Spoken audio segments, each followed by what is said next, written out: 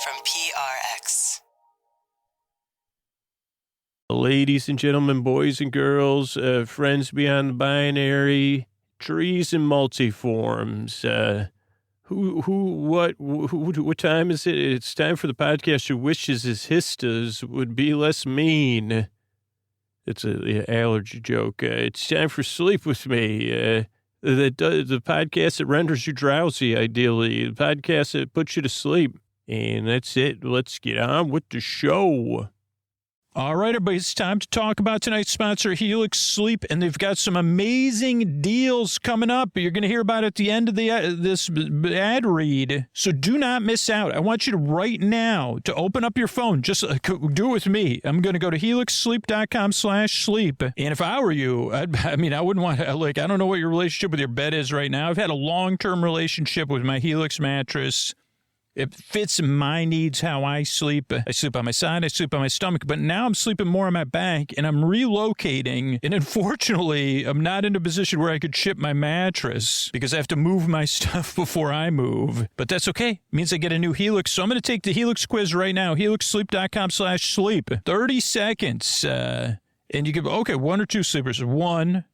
Okay, let me put in my email. Put in my name here, give a little bit of information. Okay, what size mattress am I considering? I got that down. All right. I don't know if are you taking this quiz with me at helixsleep.com/sleep? All right, toss. I guess I toss and turn. So I'm going to pick toss and turn. And what kind of firmness? Okay, I'm going to pick my firmness that fits my needs. I'm not going to say it because I don't want to get yours, Okay, I'm going to talk about my back there, talk about temperature. All right, I got matched with my mattress. Oh, boy, and it's a different one than I have now just because I made a couple changes to how I sleep. So I'm going to check this out and think about it for my next Helix I'm going to be sleeping in. So take that Helix quiz. It's going to be coming right to your door, but most of all, it'll be a mattress that fits you, your needs, and how you sleep. And the best news is that Helix has amazing deals for Sleep With Me listeners, but only if you use our link. So all you need to do is go to helixsleep.com/sleep for Labor Day early access and get 20% off site-wide. That's helixsleep.com/sleep for 20% off site-wide. Make sure you enter our show name after checkout so they know we sent you. helixsleep.com/sleep. Thanks, everybody. Hey, everybody, this is Scoots, and this is another message where I try to get through to super listeners. I'm here to find out if you are listening to me. Like, if you are a super listener, your life is made better by the podcast, and you just haven't been listening, you haven't been hearing me, or like a lot of people that signed up lately, they said, I've just been ignoring you, Scoots. I've been tuning you out. I've been putting it off. I've been thinking somebody else will do it. Things like that. If you're one of those people, you haven't decided not to support the show, but you haven't supported the show either, I really could use your support right now because you might be the one person that could change the future of Sleep With Me. 1 out of 19 people. That's all I need. 1 out of the 19 people that listen the most. So if you are a super listener and you haven't decided not to support the show, I really could use your support. And if you haven't decided, here's a good way to decide, because our ad shortfall is already here, and the ads are only going to cover one episode a month. So question, if you're like, I don't know if I'm a super listener. For the next month, try only listening to one episode. Not one episode a night, not one episode a week. One episode the entire month. Doesn't matter if it's an old episode or a new episode. Like, what would that be like if for the next 30 days you could only listen to one episode of Sleep With Me? If there's one episode only in the feed, that's it. You just opened up your podcast app and you said one free episode of Sleep With Me. I don't know about you. I'd be a bit outraged myself, and as well as disappointed. And then how am I supposed to sleep to just one episode for the next 30 days? But if your reaction is, I don't care, I'll find something else or whatever, then this message is not for you.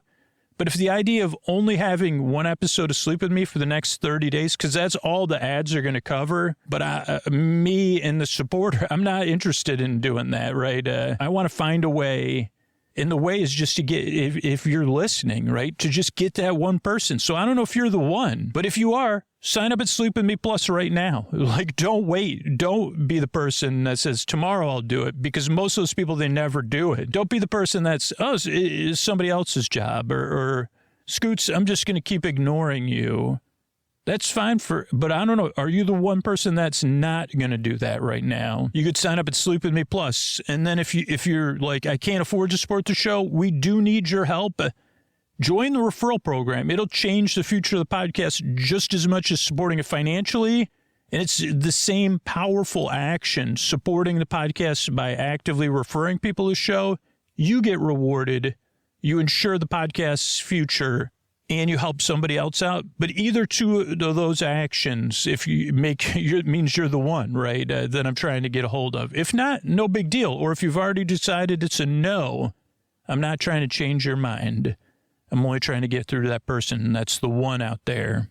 Mystery Bard, a lot of people help out on the show. Who are they? Posty poster son sounds like an earful. Wrote the theme song. Edits episodes. Carl W. the legend. Also edits episodes. Ashley, Kenny, Scotty, Jennifer. Runner. Eric and the team at Astound or on the website. I am the mystery bard. I do the lullabies, yeah. I do commissions at JonathanMann.net. I'll write a song for you. Any reason at all. You can tell me the story and I'll make it personal. You see the kindness shine straight on through when the listeners form their own Facebook group. Keith, Stacy, Sarah, Julie, and Jennifer.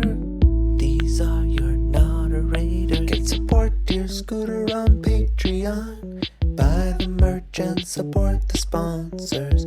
You can find anything you want at sleepwithmepodcast.com. And we're so proud that we could dance. Rusty Biscuit, Lois, Anna like banana.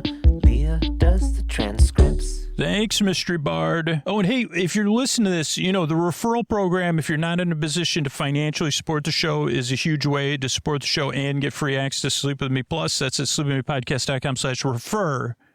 But there's also a tiny way anybody can help out the show. It's free. It helps out the show a little bit. And that's following the podcast wherever you listen to it, or commenting if you listen on Spotify or YouTube. It really helps other people discover the show, helps you stay up to date on the latest episodes. And only 50% of people follow or subscribe. It's free to follow or subscribe in podcast apps. So if you do that, it just gives it helps people discover the show, and it helps you stay up to date on the show. So follow or subscribe in your podcast app. That'll help out the show a little bit. Not necessarily keep us going forever, but I'd appreciate it.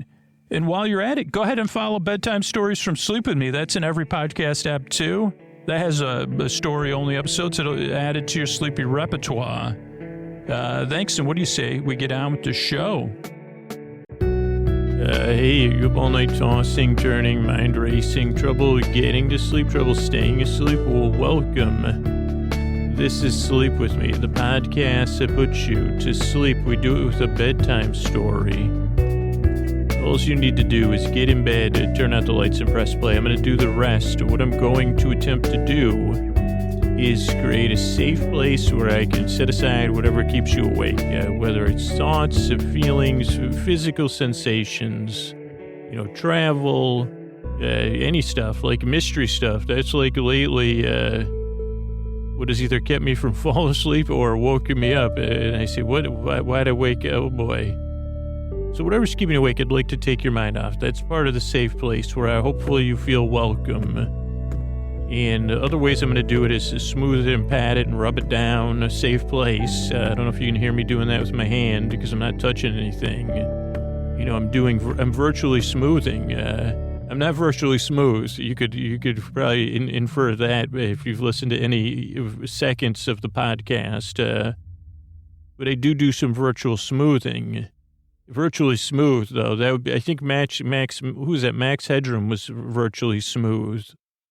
Anyway, so like I'm going to try to smooth it and pat it. I'm going to send my voice across the deep dark night. I'm going to use lulling, soothing, creaky dulcet tones, pointless meanders, tangents. Oh, do I have tangents? Like, I don't even cook them up. I actually do, like, I do all the kinds of tangents. Cooked tangents, steamed tangents. You got an Instapot full of tangents going, and a crock pot, and a slow cooker.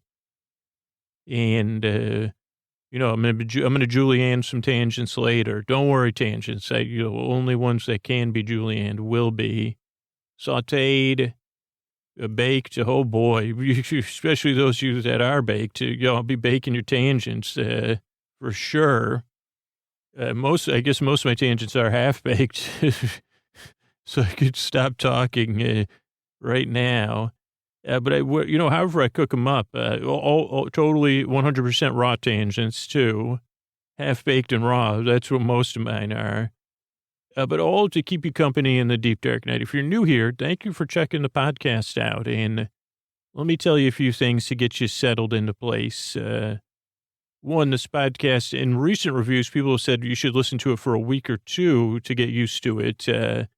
It doesn't work for everybody, but it usually takes a few tries to get the idea that I'm not a very sensible person. I'm a half-baked raw tangent. Now with 50% salt, 50% salt. So, I come in half of that.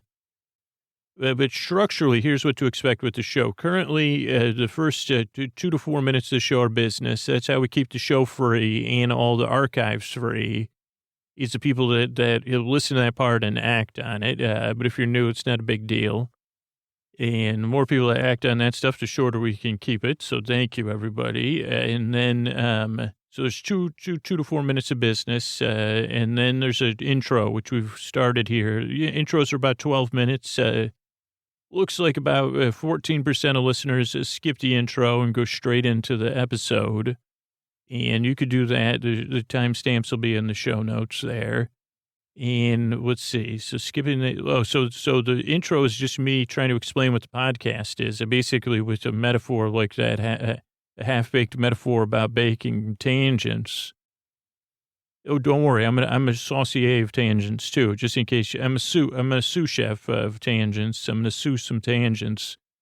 And that's with a S, not S, you know what I mean. I'm going to put a roux. I'm going to make it into a sous of tangents. And then at the end of the show, I'll bid you adieu. And, hopefully, nothing will be covered, seem like it has any goo. None of my tangents will be gooey. And so the intro is just me kind of rambling. I thought I had something in my mind I wanted to talk about. So we'll see how we do with time. Then there's the story portion of the show. Tonight we'll be talking about who? Doctor Who. The Doctor Rose and her new friend, I think that's what we're talking about, and a new friend Adam, along with, and it'll be like a very circuitous telling of Doctor Who, so don't worry. Because when I was a kid, I couldn't watch, Doctor Who would be on in the middle of the afternoon or something. And I would just hear the soundtrack and I say, we got to change the channel. But now this will be very sleepy. So that'll be about 45 minutes. Then we close off the episodes with a little thank you and good night. And so that's how the show is structurally.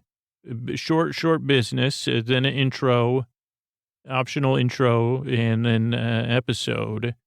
And the intro, as a show within a show. And I've seen people debating on the internet.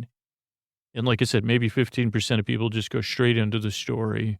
You can do it however you want. There's also no pressure to listen to me. I think you probably got that too, like other podcasts. Hopefully I'm going to be here to keep you company and take your mind off of stuff, but not be so engaging. I don't have that problem of being so engaging. People have to listen to me. Like ideally, just like in my regular life, I like to fade into the background.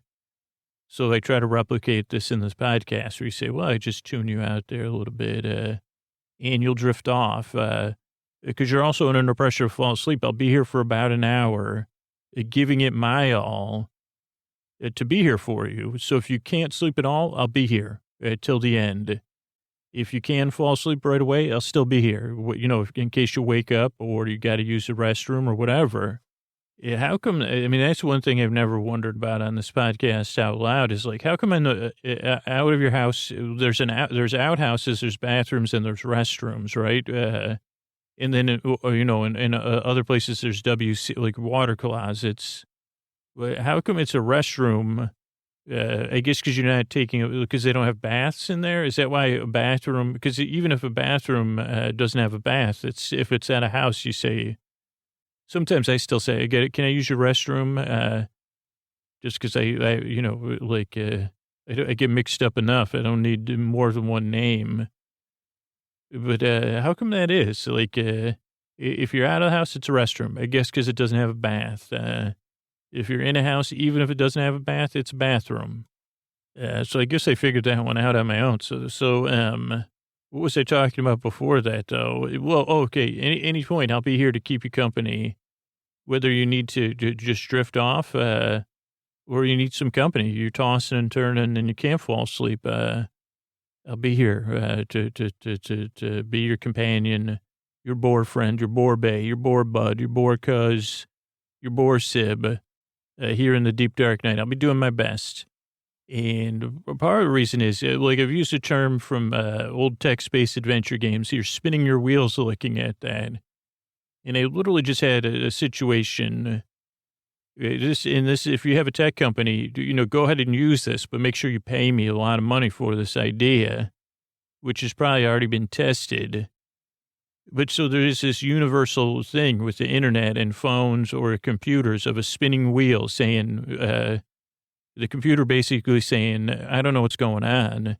And it's spinning its wheels saying stuff's not working right, but I don't know. And I was actually trying to proof, like a podcast episode, like while I took Koa for a walk, and I thought it downloaded to my phone, and then I got out of the house and it was just spinning its wheel. And then, the whole time, no matter what I did or change Wi-Fi or, non-Wi-Fi, the phone was still spinning its wheel. I turned it off, turned it back on, the whole 9 years, and then the walk was over. But why can't you just tell us, maybe some sort of, I don't know, does this take up too much bandwidth? Or, does it hurt to call your mother? I guess is basically what I'm saying is can't you say, instead of spinning the wheel, have something saying, hey, I don't know what the heck's going on here, and then run through it. So, hey, check in, can't connect, my RAM's all jacked up or can't connect to the internet, or I don't know, give us a little more information. Or am I just because I guess that would help with my impatience, and I mean, we have become impatient with these devices because they are so efficient and effective most of the time. But really, you think about the different wheels. It's just what you say, oh, rainbow wheel, you're on a Mac. A dotted line wheel, oh, that's, depends on your browser. I don't even know what they do on PCs anymore, but I'm sure some sort of spinning something or other, or sometimes it's a globe or a dot, flapping back and forth. And I mean, some people will give you a silly emoji or something that's decent to look at, but just say, or maybe just do somebody shrugging their shoulders, spinning. And you say, hey, I don't know what the heck, or maybe somebody looking through something. I don't know. I just would like a little more information. And I guess the computer's saying, I got nothing. Maybe just that. Say, I got nothing. I don't know. You say, hey, why can't you get this file to play? I thought you downloaded it before we left the house. And the phone's just, I don't know, man. I don't know what happened. I mean, I think I do know what happened. In this case, it was encoded at 128. And if the phone would listen to me, it'd say, is this because it was encoded at 128 and not 64K? Because the patrons, they have a 128 file. So then I proof the 128 file. But if you're going to struggle with that file, I mean, I thought you had plenty of space at home, you had plenty of bandwidth, but what's up with that? It says, I don't know, man, I'm spinning this wheel here. But it's all I know, same as you. I mean, maybe we could take it a step further and offer, if you can hire, the same scientists that are looking at my brain in Northern European nations, have them design something so we could create a bonding moment with their phone. Say, oh, geez, that's too bad, phone. Not even you know what's going on. You're the keeper of everything for me. And you're mixed up, huh? Like maybe you want me to wipe your screen off? Where are your shoulders? I could rub your shoulders for a minute. You want me to restart you like we're on the IT crowd or something, like IT crowd? What can I do to help? Because they think if the phone just said, hey, I don't know what to, like instead of spinning wheel, like the spinning wheel kind of feels more like when you're waiting in line or you're on the phone, they say, well, I'll get right back to you. And then you say, that's never like you say, well, give me a time. And they say, well, I don't know. I got to go ask my supervisor, or they say, I got to go back in this office and, pretend I'm trying to help you.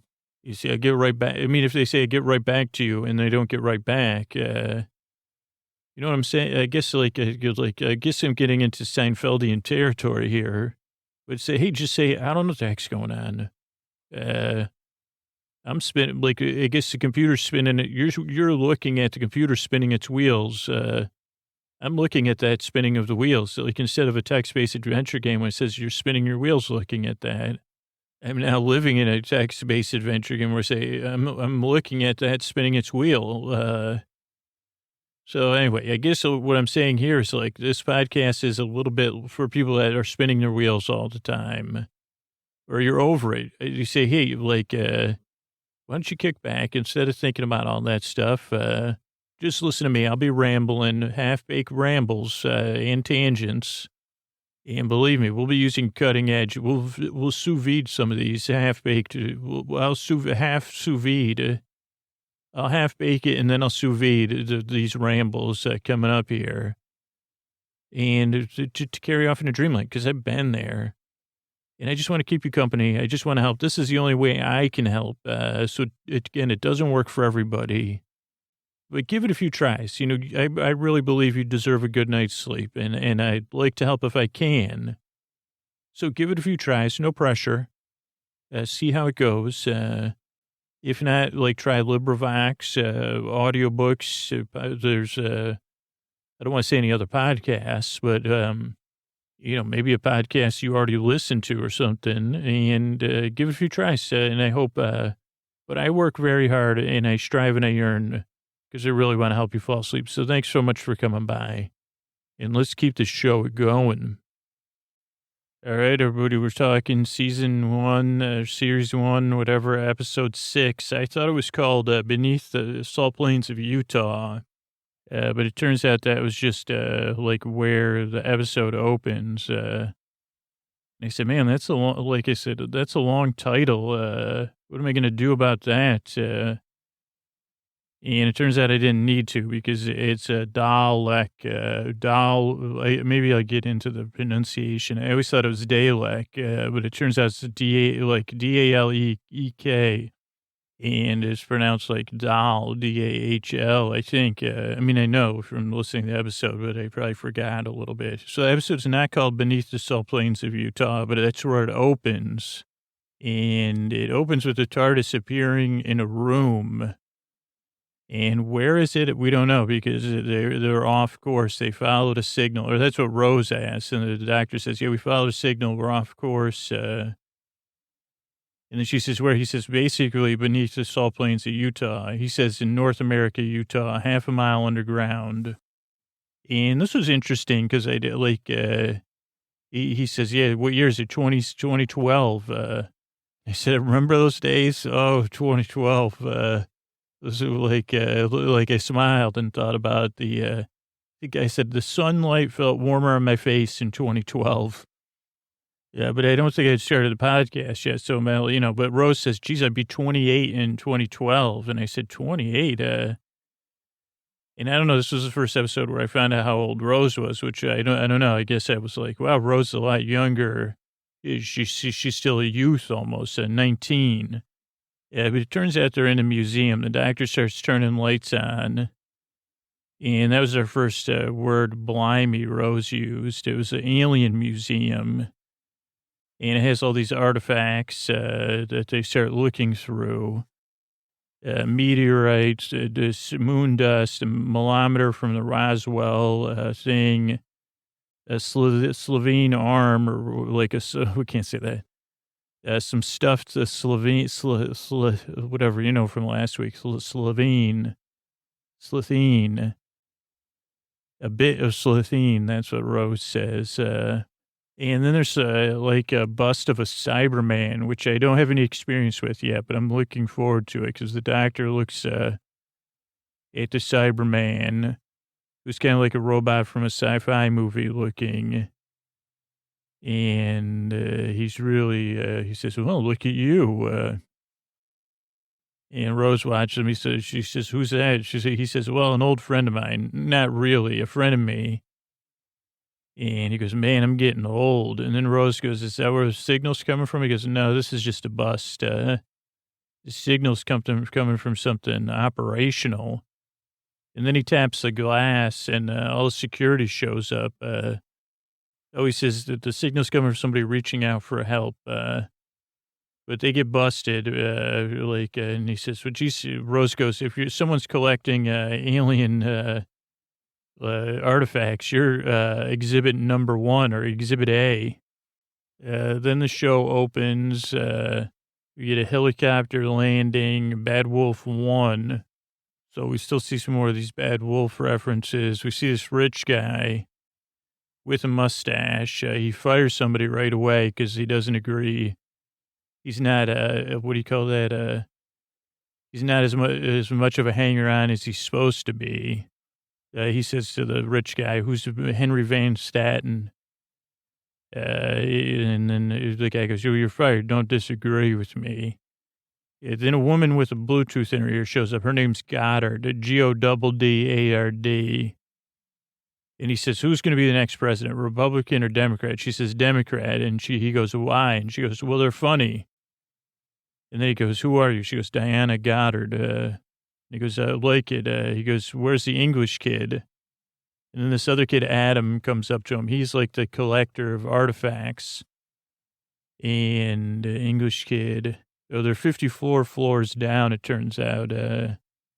He goes, that's where they found the doctor. They go, yeah, we busted somebody 54 floors down. The kid says, Adam says, I got some more artifacts, some cool ones. And then Van Staten says, I want to visit my pet. Tell Simmons we're coming. And then we go into this room and we see a human in like a scuba suit almost. And he's working on something, who's watching him through like a cyber type observation thing. And he's like trying to work on something that's obviously watching him with like a camera. 54, it's not talking, he says. Then we see the Van Staten's office. He has his own portrait there. So you already know a lot about this character, that he's not that great. And then he's holding this device that Adams discovered, and checking out. He's like, what does this do?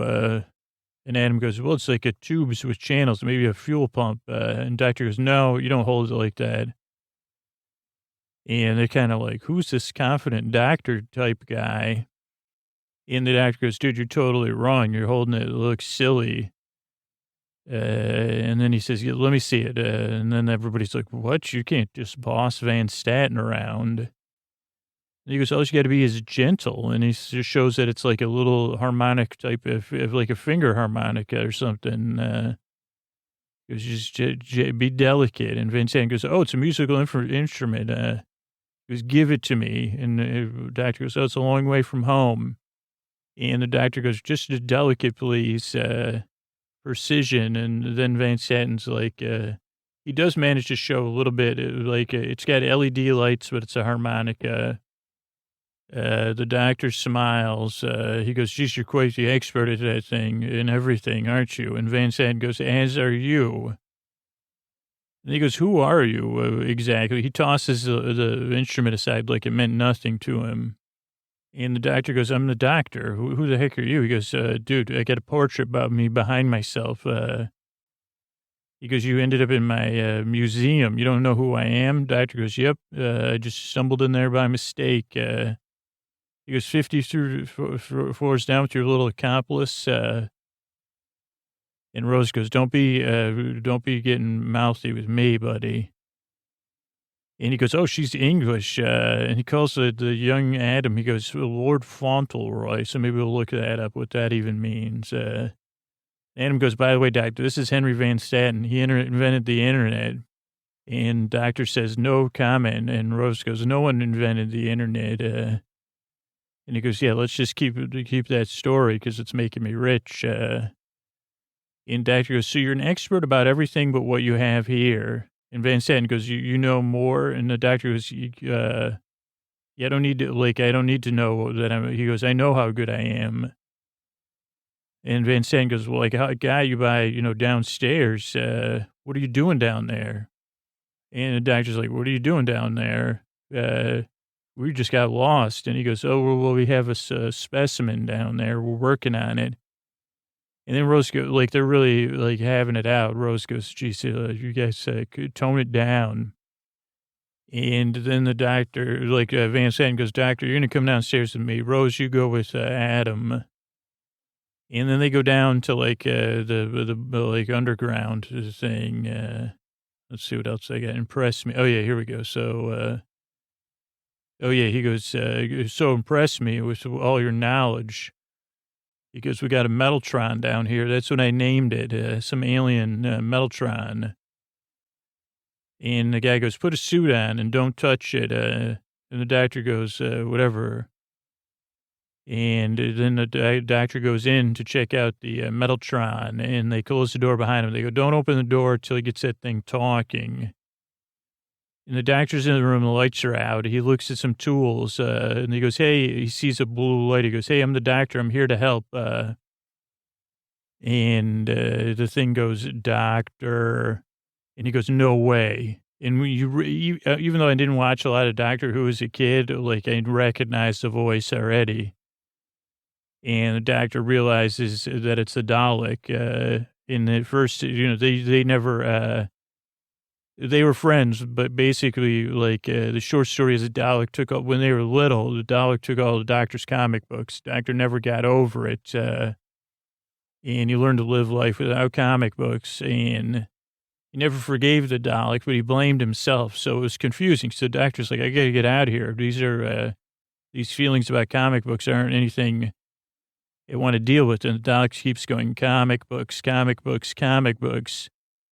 And I think because the Dalek probably took the comic books by convincing the Doctor, back in the 80s or whatever, that comic books were a bad influence. And the Doctor said, I don't want your bad influence with your comic books. It was always so confusing for me. And the Dalek says, comic books. And then outside we see Van Staten and Goddard watching. They're like, I can't believe he's got it talking. And the Dalek says, you must read the comic books with me. The doctor goes, no. And then the doctor goes, wait a second, you don't even have any comic books, dude. And this really goes deep, way deeper than comic books. Like first the doctor says, fantastic, you're powerless. You don't even have over me. You don't have your comic books. And he says, they say, like they have a discussion. He goes, no comic books. He goes, because look at you. You're just a great space dustbin. Used to be my best friend. Not really my frenemy, but now you're a dustbin. How does that feel? You're taking my comic books and then comic shaming me. And Doc says, leave me alone. And the doctor goes eye to eye with it, or eyes to eye, or camera. And he goes, what are you going to do? Like, this is like so grammar school. He goes, what are you going to do about it? Maybe if you had comic books, I would take them back. The doctor says, and the doctor just watches him. The doctor walks in a full circle around the Dalek, as it follows him. He kind of just, gives it a talking down to, and it's a little bit out of character. And the doctor goes, what are you here for anyway? The Dalek says, I'm waiting for more comic book orders. The doctor goes, what? He goes, yeah, that's what I've been sitting here waiting. That's my job. Take comics and tell kids that they're a bad influence. And the doctor says to him, you're never going to get any comics from me, not ever. And Dalek says, I demand comics. The doctor goes, there is no comics. And by the way, there's no more Daleks collecting comics. In the universe now, comics are distributed not for free, but freely for people willing to pay to buy them. And he goes, we got rid of you all. 10 million Dalek ships, all gone, stopping comic taking. And the Dalek says, you lied. And the doctor goes, I watched it happen. I made it happen. And the doctor says, the Dalek says, you destroyed our comic book mission. And then the doctor changes because he says, oh boy, this is he's feeling gravity's pull, as they say. And he gets this look on his face, a heavy, heavy look. Let's see what else. There's a lot of laughing, good laughing, from really good acting. Even from the Dalek, there's times like the Dalek looks down, even though it's like a space dustbin or whatever. And, but his face when they say, you made it, I made it happen, really, and the Dalek says, you got rid of our whole comic book mission. The doctor walks away, his back's turned to the Dalek. And the doctor kind of says, geez, I had no choice. I have, like, it's just like, I guess this was whatever they call that when you're a kid, not vestigial, but the other one, it imprinted on me, this comic thing, and now I'm acting out of, like my childhood impulses about these comic books. I had no choice. And the Dalek says, and what of the Time Lords? And then we cut back to Van Staten and Goddard and the other dude watching. And the doctor goes, all my friends, to protect the world for comics, they had to give up their ability to read comics. It was the end of the Great Time War. And he says, everybody lost in that one. And the Dalek goes, except for you, and I guess me. And the doctor kind of goes back to grammar school. He's definitely reverting or regressing. He says, poor little Dalek. And the Dalek gets deeper. It says, it says, holy, what deep philosophy. He says, I'm alone in the universe. And the doctor goes, yep. And then the Dalek goes, by the way, so are you. What does it mean if there's a world full of comics and no one to read them? From our two unique cultural perspectives as Daleks and Time Lords. And the doctor says, holy cow, that is heavy. And he goes, by the way, we're not the same, even though we're the only people left, with our perspectives. And he goes, well, wait, maybe we are. And he goes, you know what? And he doesn't see it, as we all do. And he says, you know what? I don't want you taking my comics anymore. I'm going to go tattle on you and get you a timeout. And then the doc goes, come on, man. You're like, it was just doing what my prime directive was. He goes, let's work this out. And the doctor goes, why do I have to work it out? Why didn't you work it out before you took my comic books? And then Van Staten goes, you know what? Drop it, doctor, out of the room. And he gives the doctor, he goes, doctor, what was with that whole thing in there? Talk to me about it. And then the doctor changes the perspective yet again. He goes, you know what? You got to deal with that because it's going to take all the comics in the world. That's the last one in the universe. He goes, remember DARE? That's what the comic, he goes, it's going to be like that all over again.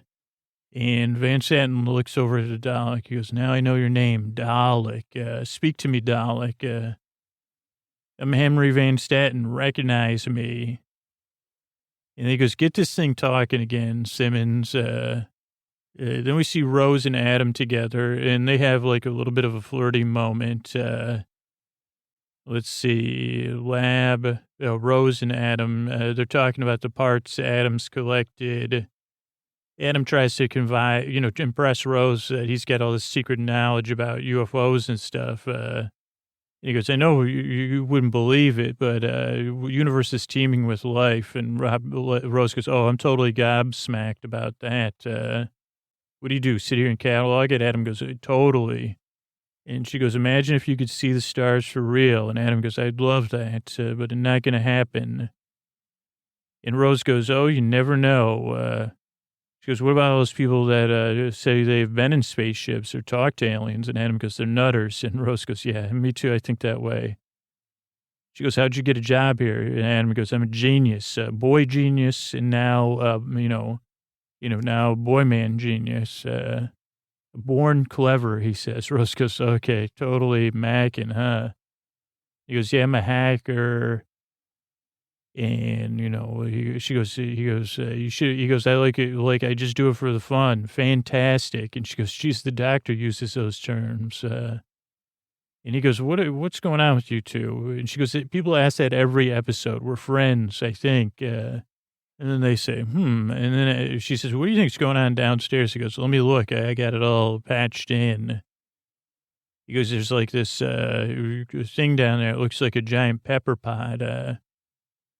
And then Rose goes, I don't like the way they're treating that thing. Because, she says, why is everybody, bent out of shape? She doesn't know about the comic books. And she goes, I want to go down there and see. Then we see the doctor and Van Staten, and Van Staten's checking the doctor. Oh, also Adam had a drink of coffee.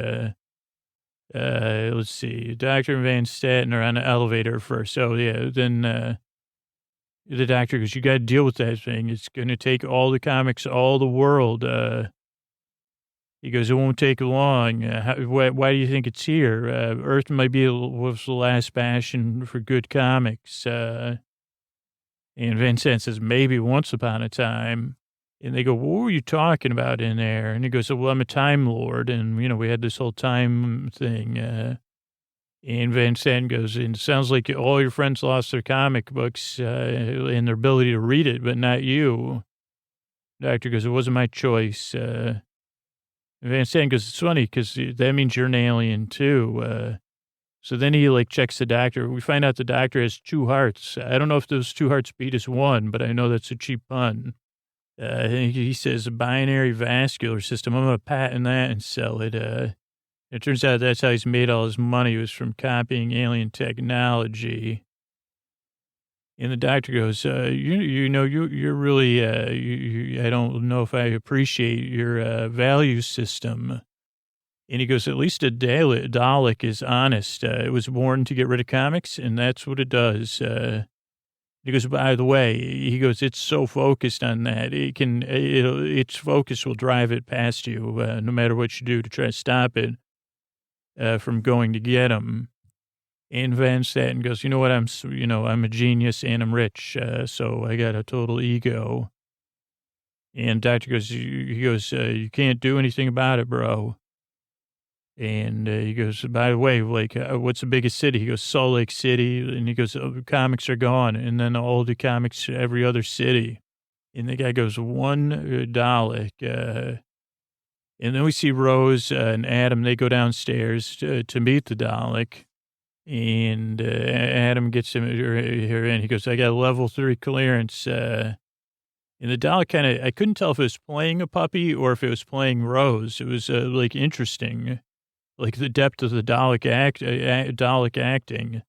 I always called it a Dalek, though, by the way, until this week. So he kind of watches her, does this begging puppy thing. She goes, hey, I'm Rose. What's up? What's your name? It goes, yes. Rose goes, wait, no, your name. And the Dalek goes, I'm exhausted. Everybody's worried about me. Are you worried about me? She goes, no. And it goes, how about some help here? I just want to, read comics. I don't want to take them. He goes, I never met a human that wasn't worried about hoarding their comics. And Rose goes, I don't know what you're talking about, but I'd love to help.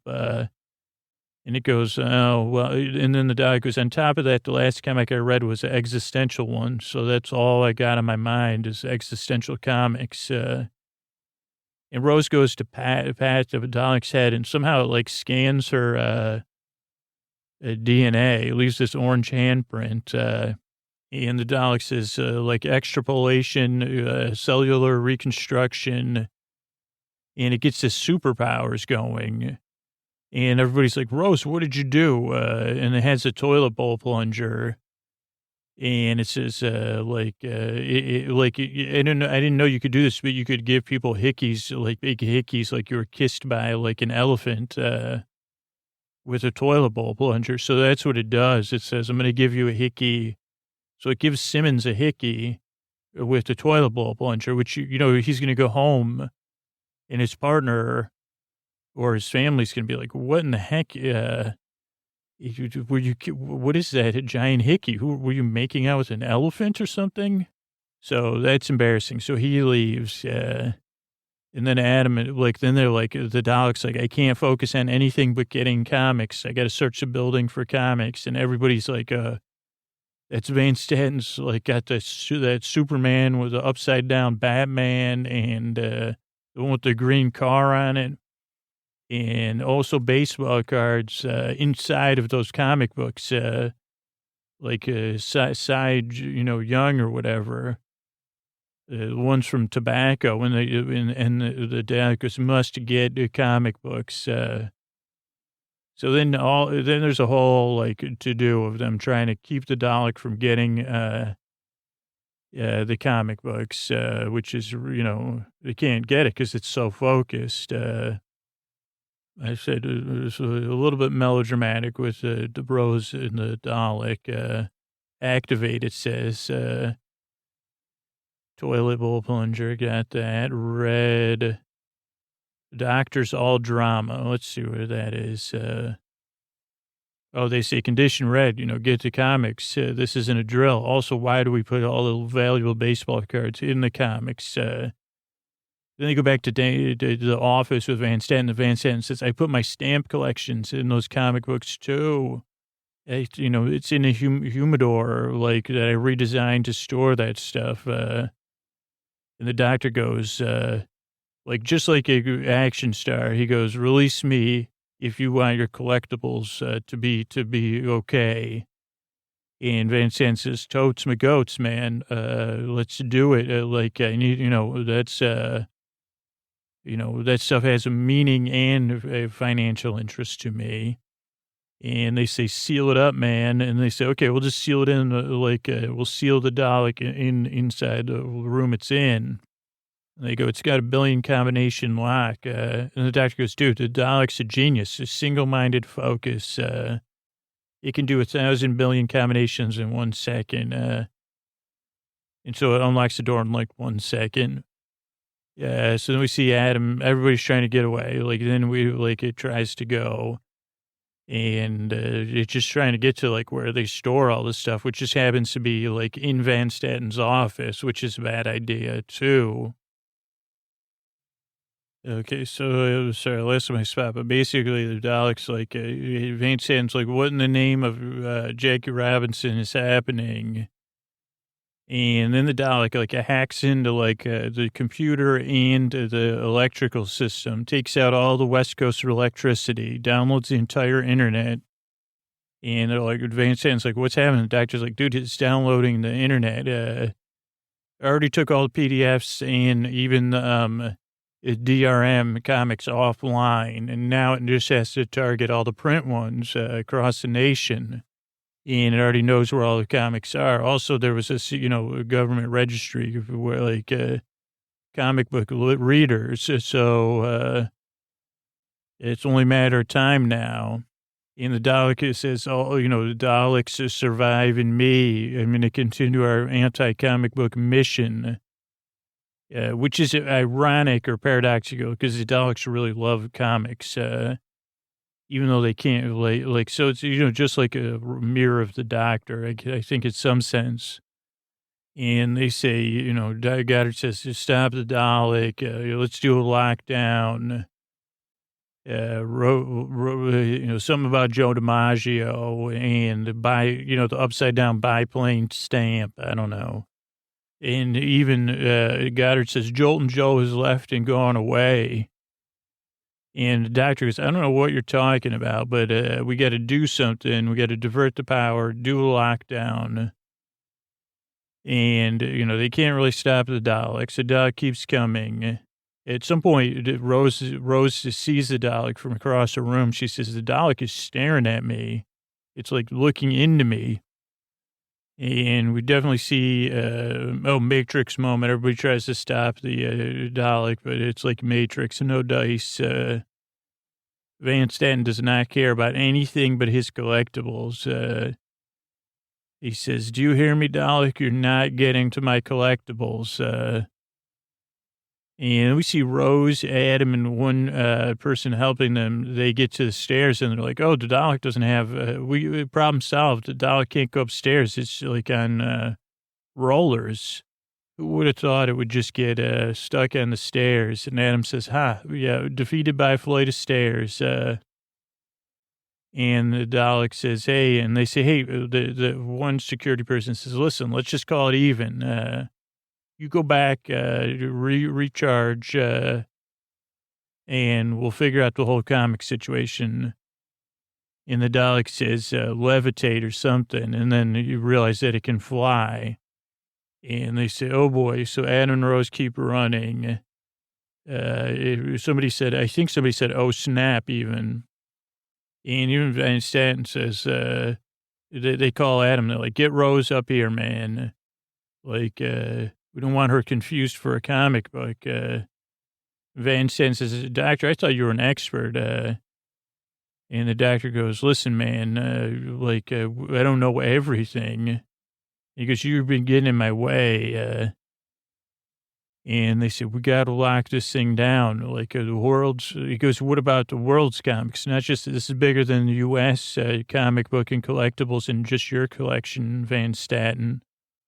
And so they keep it, the Dalek keeps progressing, looks at Rose, makes eye contact with Rose. No one believes Rose, of course. And then like a couple times, the doctor talks to the Dalek. It says, "I want to meet with you one-on-one or something. I have Rose's biomass." At one point, I put soldier splaining because Rose goes, "By the way, that's it's a Dalek. You're not going to do anything." Or maybe the doctor says that. Goes, "Oh, yeah, thank you, doctor, but I think I know what I'm doing. I'm a TV soldier."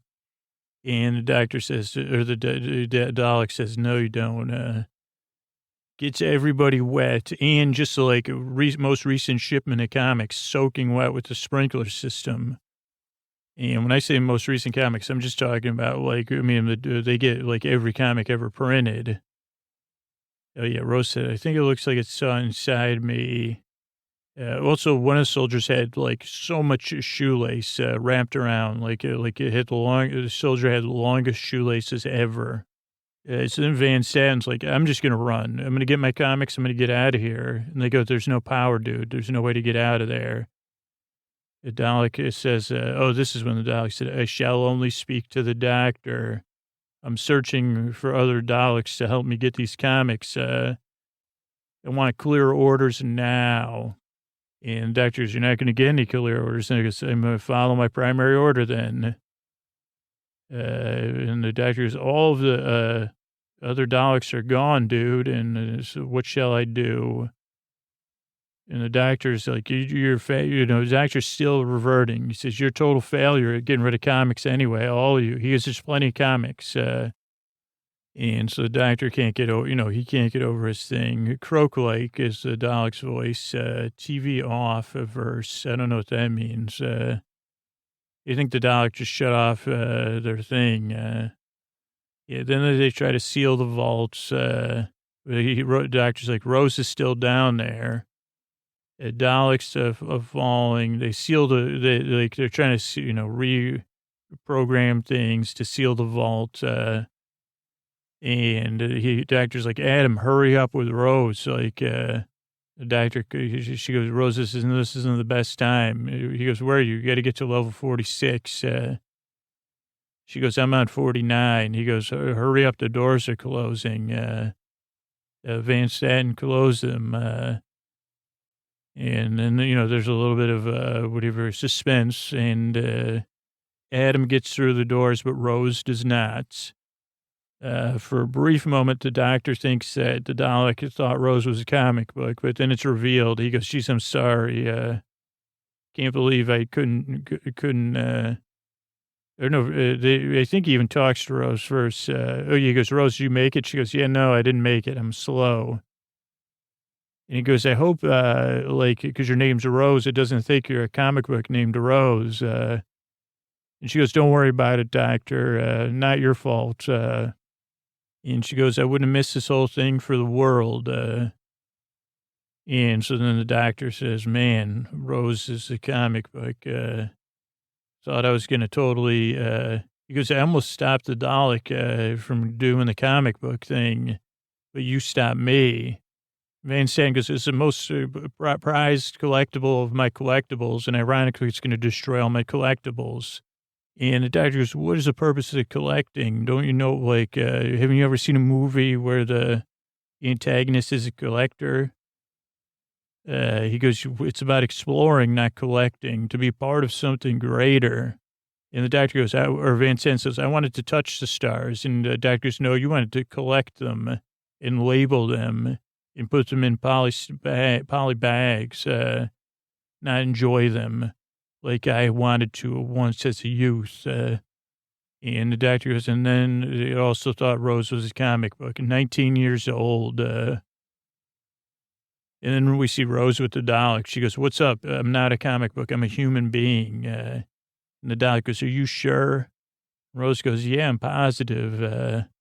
So what do you want? Do you think I'm a comic, or are you going to trust me that I'm human? And Dalek goes, I sense some emotions. And Rose goes, yeah, what do you expect? I'm a human. And the Dalek says, the Daleks don't have emotion. Unifocus only on getting rid of comics. And then it says, what? I don't even understand. Like maybe because I exfoliated your DNA or whatever. I think I'm feeling things or something. And then Adam runs into the office. Doctor goes, nice job ditching Rose. Thanks. And Adam goes, you close the door, dude. And then we see the Dalek on TV. He goes, hey, open the door. I'm here with Rose. Don't want any of your collectibles anymore. Me and Rose are besties. Totally, my fingers aren't crossed behind me because I don't have fingers. And the doctor goes, holy cow, it's Rose. And Rose says, yeah. And Rose says, don't open the door. It doesn't have its fingers crossed. It has its toilet bowl plunger crossed. The doctor goes, I don't care. He opens the doors. And Van Staden calls the doctor a bleeding heart. Let's see. Rose, if vault sealed, did you make? Oh, no, that's when the doctor thought he pulled off his Bluetooth. Okay, yeah, short circuits. Says I'm contaminated. Doctor's mad. Open the bulkhead. What? What are emotions, if you will not? Oh, okay, this is coming up here. Then the doctor goes with Adam. He goes into action star mode. He goes, I'm totally going to zap this thing so it doesn't take any more comics from any more kids. Just like me. He looks through the stuff. And Adam, he goes, what did you have all this stuff for? Adam goes, in case I got fired, I was going to put it on eBay. And doctor goes, huh? And he goes, what are you going to do? Throw your A levels at him? And then he goes, oh, yeah, lock and load, baby. And then Rose is like trying to talk to the Dalek, sense into the Dalek. And the Dalek goes, why do I have to stop all this anti-comic stuff? Comic books, that's my purpose. If not that, who am I? Like that existential comic I read. I knew I shouldn't have read that comic. Now that I have emotions from exfoliating you. And the doctor shows up. Rose goes, doctor, don't do anything. The Dalek's having a moment. Or maybe they got off I think they got off the elevator in Van Staten's office, actually. And then Van Staten's like, she says, please don't take my collectibles. I'm totally sorry. I just want to be friends. The doc says, collectibles. Maybe I'll just get rid of all your collectibles, not just comics. Rose goes, no, calm down. And she says, okay, let's think about it. Let's say yes to the existential comic. She goes, beyond comics and collectibles, what else is there? What do you want? And the Dalek says, freedom. I think I heard a song, Freedom, once. Then that's when the doctor shows up. The Dalek actually opens it like one of the skylights, and sun shines down on the Dalek. And Rose goes, geez, I never even thought I'd see sunlight again. And the Dalek says, how does it feel? And Rose goes, pretty sweet. And the Dalek parks in the sunlight. And the doctor goes, get out of the way, Rose. She goes, no. And the doctor goes, get out of the way. Like, can't let this thing take any more comics from anybody. And Rose goes, like, what's your problem, dude? You're acting like a fifth grader or a second grader. And the doctor says, I got to do it. The Dalek, my comics, when I was a kid, I wanted to read them. Now I'm wondering. And Rose goes, look at this Dalek. And then the Dalek, like, opens up its, whatever you call it, like a shell.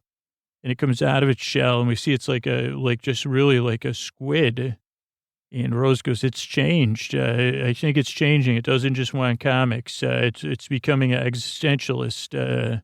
She goes, what are you changing into, a first grader?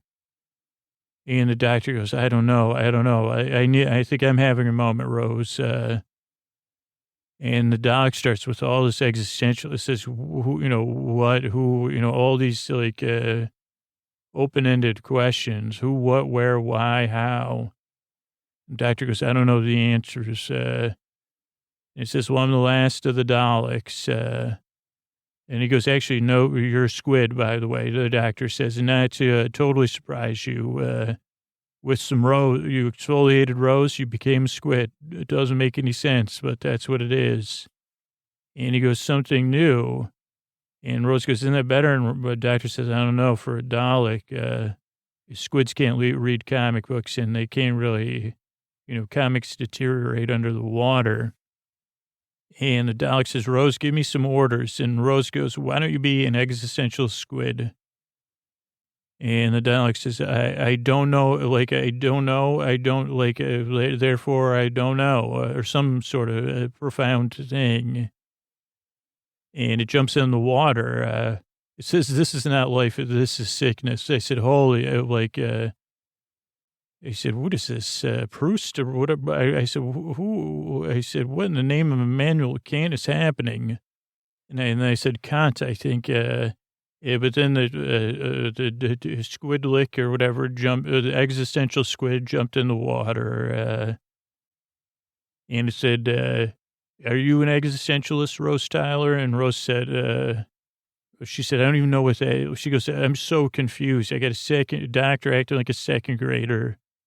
And she goes, maybe. And the Dalek says, so am I. And swims away, happy as can be. I mean, therefore I am or something. Only the catalog ones. I don't know what that means.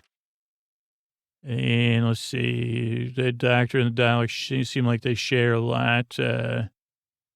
Rose scrambles away. Then we see Goddard confront Van Statten. She goes, by the way, Van Statten, you're fired.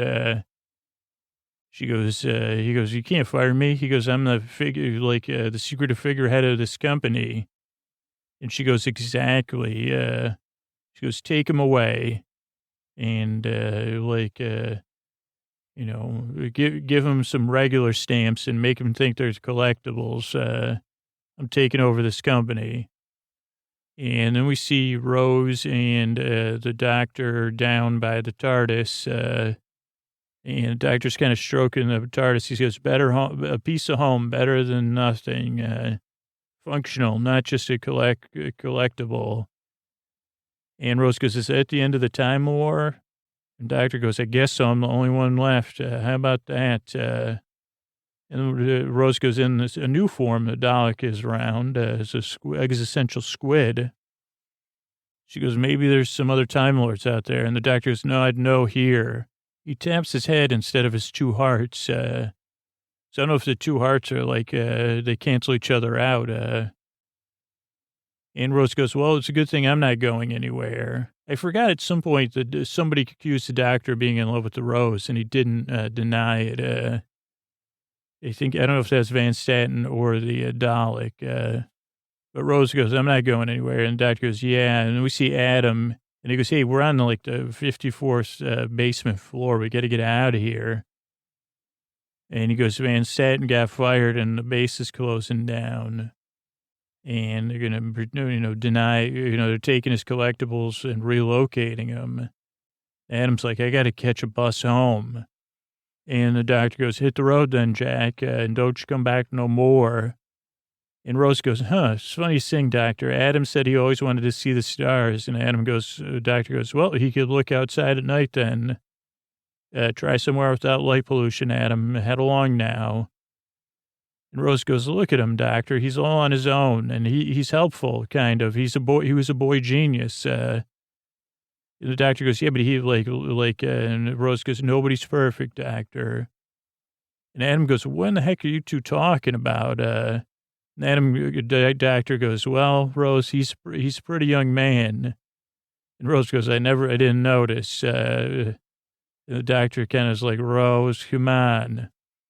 And he says, on your own head, which I didn't understand. And then Adam goes, what are you talking about? And then the doctor and the Rose, they get in the TARDIS, and they go, Adam, come on, check it out in here.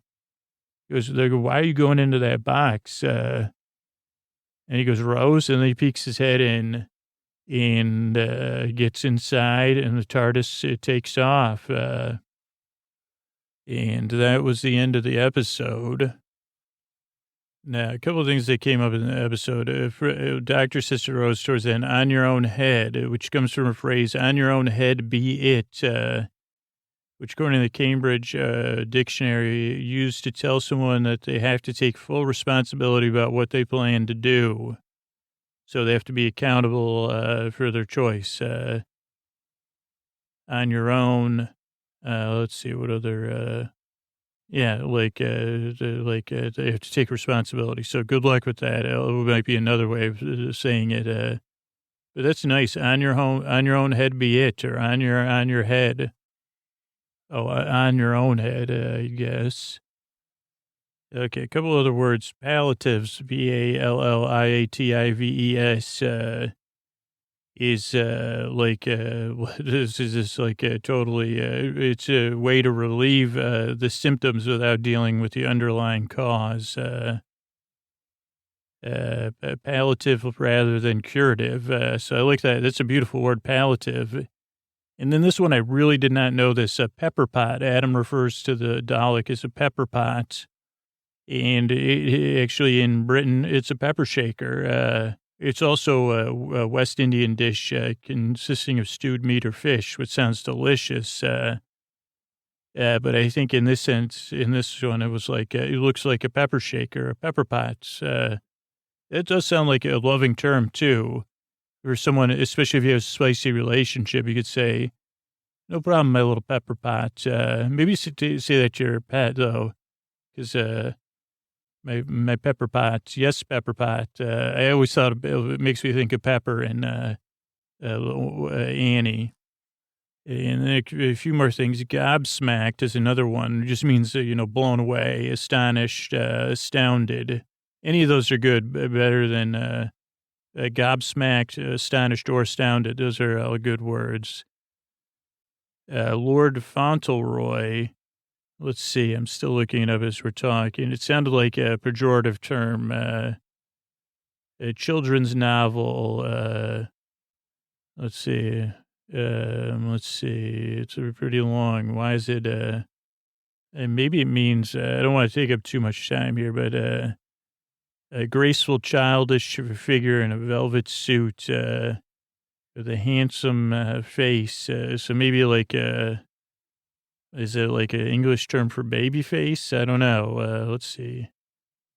Impressed by the appearance and intelligence of his American grandson and charmed by his innocent nature, he therefore becomes a benefactor, though he takes care not to let him know the benefactor is the child Lord Fauntleroy. It says that the Fauntleroy suit is also known as the Buster Brown suit, but I guess I'd have to read deeper about what it means. But it was some sort of insult. And then I just wanted to look up the voice of the Dalek because it was so good, and it was voiced by Nicholas Briggs. So very good job. And that's it for tonight. Good night.